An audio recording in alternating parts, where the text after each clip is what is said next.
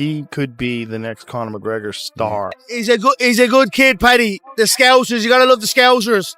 You know, my father was born in Liverpool. One side of my family is from there. So I got a lot of love for that part of the world. And who knows, you know?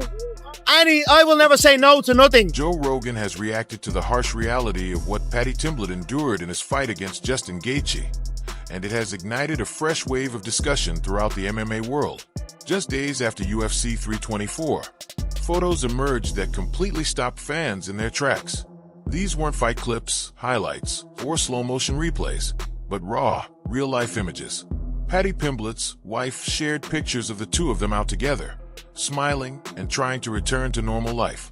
Yet despite the smiles, Paddy's face told a very different story. Paddy Pimblett had a chin like that till tonight. Yeah, absolute dogfight in a war, and much respect to both guys. We sent Paddy Pimblett straight to the hospital, and then we're going to send Gaethje too. And Gaethje's like, believe me, I've been in plenty of wars. I'm good.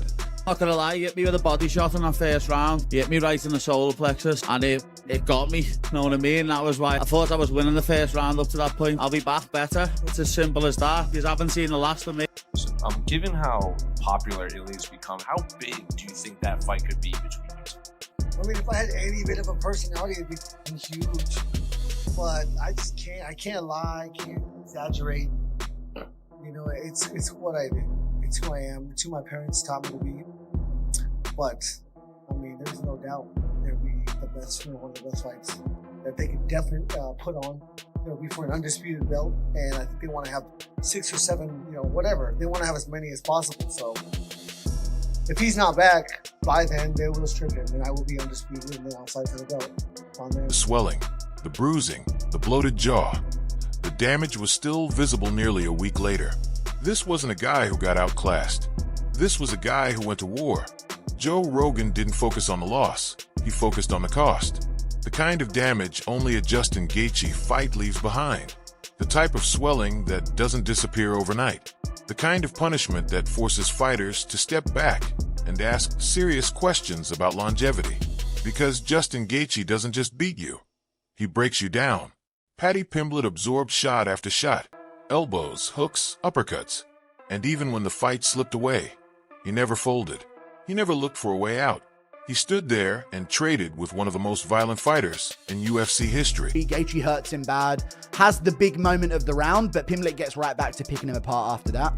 So Pimblett is up in the round bar the knockdown, but he loses the first round 10-9. Round 2, maybe you can't score it 10-8, but it was so close to a finish, I think you have to give out 10-8s for those types of things. There was 2 knockdowns for Gaethje in this fight. But still a competitive round. Round 3, you see Pimblett start to really run away with the numbers towards the end of it. Both guys were scrapping it in the early part of the round. I think Gaethje groin shot him in the clinch, and that never got called either. So Gaethje ended up beating him up in the clinch at one point early. But then Pimblett starts landing non-stop. This was one of the big moments in the third round where I thought it's all going to change. We're leading towards a Pimblett sweep in the last 3 rounds.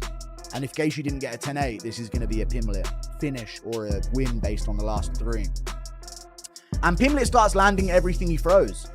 Towards the end of round 3, jab, body kick, low kick. And Gaethje's starting to shake around a bit, lose his balance a bit, and feel the damage of the shots. Low kicks were adding up for Pimblett.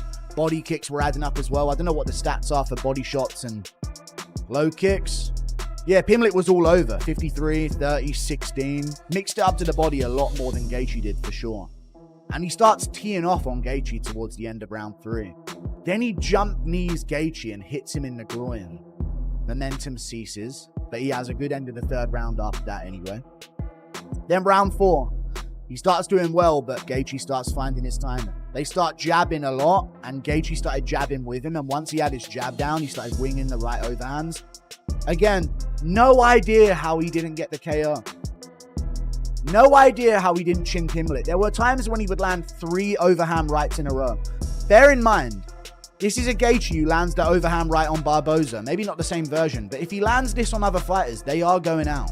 talking, and he looked me dead in the eye and he goes, I'm going to be one of the biggest stars in the UFC. A year before his debut. And I just thought, yeah, maybe. I thought, looking at his skill set, I thought, you know what? You've got a long way to go to get to that elite level, but there's something about him. But I don't know if I fully believed it, but he did. And it's that belief that puts you into positions like this, because yes, he lost the fight, but there was a period where when Paddy had that iffy decision, people thought he didn't belong anywhere near a Justin Gaethje, and he's come on a long way. And I think he can look at this fight one of two ways. He can get downhearted and think, well, I didn't win, or you can think, well, it was my first go at it. I've got a lot to learn. Look at the likes of Michael Bisping. You've got to keep fucking coming and coming in order to get your hands on that gold at some point. And that was the first time Justin Gaethje's gotten to 5 full rounds. And I think Paddy proved a lot to a lot of haters out there that, like, look, all right, you might not like him, whatever. He's got fucking balls and he's willing to fight to the bitter end. Message for Ilia Topuria if he's watching this. No. No, I don't give a f. He'll be in the octagon. I control my thoughts. I control my emotions. I won't give him the time of day. I'll, rely on my coach to watch him a lot. I've seen him fight, obviously, but I don't really go back and watch these guys. I really rely on my coach. I watched Paddy today. I watched Paddy and Chandler today. But I really rely on my coach to create a game plan and instill it into training. And yeah, this is so fast. I have no idea what's going on right now. If you can pick your opponent, who do you want to see next? We don't have more legends in the sport, I think. I would classify Justin Gaethje as a legend, and you have moved up to a division where Ilia, come on, we've worked together for so long. You know that, like, yes, Justin Gaethje has done so much for the sport, has so many incredible fights, future Hall of Famer. I put him in the same regard as the 3 people that you have just finished all in a row. Really? The only thing that I realized is that you don't like the guy, because I don't know why you want him to put him against me. That's why those photos hit so hard. They confirmed what everyone already suspected. This wasn't just a bad night. It was a career-altering kind of fight. Now the conversation has shifted. What's next for Paddy Pimblett? The hype train hasn't disappeared, but it has definitely been checked. Paddy can't rely on toughness alone anymore. Against elite fighters like Justin Gaethje, durability by itself isn't enough. He'll need smarter game plans, more urgency in the grappling, and less ego in the exchanges. The next fight for Paddy the Baddie. The obvious answer, regardless of the result at UFC 325 next week in Sydney, is Dan Hooker. But there are other options. When you put in a performance like he did against Justin Gaethje at UFC 324, you enter a whole new bracket of conversation. A bracket labelled BMF. Paddy versus either Max or Charles after UFC 326? Deal me in. I'm speculating, but one thing is absolutely certain. Even in defeat, Paddy Pimblett's stock in the UFC has risen. He hits hard, Gaethje, you can see already. Paddy's clipping him a bit there though, good knee up the middle. Oh, Gaethje's dropped him. Go on, Paddy, get moving. You got Paddy's back on the fence. Once he gets there, obviously there's nowhere for Paddy really to go. So that's when he can start to go in that medium kind of range, throw the uppercuts and the right hands over the top. And he's so powerful from there. You can see the power difference straight away. Paddy's got a great idea throwing that uppercut up the middle. Gaethje just takes him though. Oof, good shot from Gaethje there though.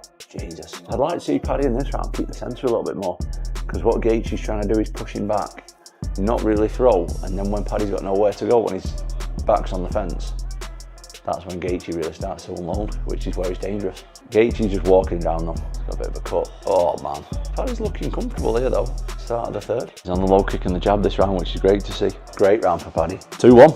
Let's see if he does the same in the fourth. Hopefully he will. Oh, he's catching him a bit now. He's so strong, Gaethje, it's ridiculous. It just looks painful fighting Justin Gaethje. Oh, that overhand right that he does is good. Paddy's seriously tough. These two are going to have a headache for about 5 days. Paddy's having a go, but he's missed a lot of them. Gaethje's got him down. Great fight though. Paddy's tough as hell. That overhand right, you can't miss with it, Gaethje, can he? Knee's a perfect option against him because he keeps dipping his head. Come on, Paddy. Oh, he's doing spinning stuff. Knee him in the balls. Keep going. What a crazy fight. Well done, boys. That was good. I think Gaethje won it, but I think Paddy did amazing. Justin Gaethje's an absolute beast.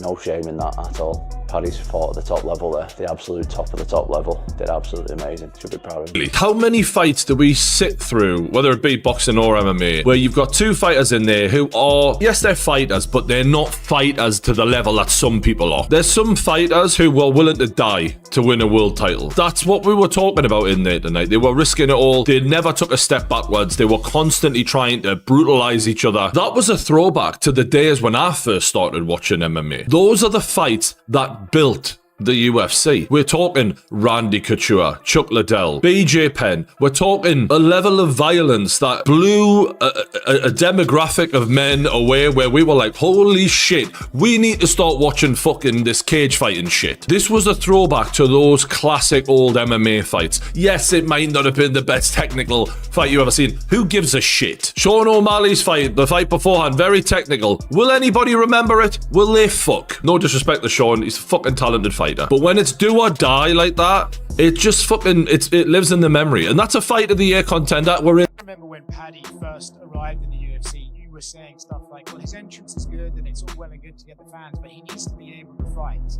Obviously, we've seen him have great wins before, but to show you the durability he had in that fight tonight, do you feel like even though he lost, he would be considered one of the best in that division moving forward? No doubt about it. I mean, he was the favorite tonight. I think that's what, every other one, he's the underdog and everybody thinks he's going to lose. Tonight he's the favorite. I don't think that his game plan was the greatest. Obviously, tonight he showed he is tough, he is durable, and almost I mean, especially against Gaethje. And you're eating those punches from him. You know, it's one thing to say, listen, I'm going to come out. I know I believe in my durability. I believe in my chin, and I'm going to go toe-to-toe with this guy. But when it starts to not work, at some point you got to say, you know what? It's the third round. I got 2 rounds left. I might want to try to take him. Joe Rogan has always said it. You don't fight Justin Gaethje and come out the same. And that's where this story gets interesting, because Paddy Pimblett still has options. He's still young, still marketable, and still one of the UFC's biggest draws. But the road back now has to be smarter, more calculated, and far less reckless.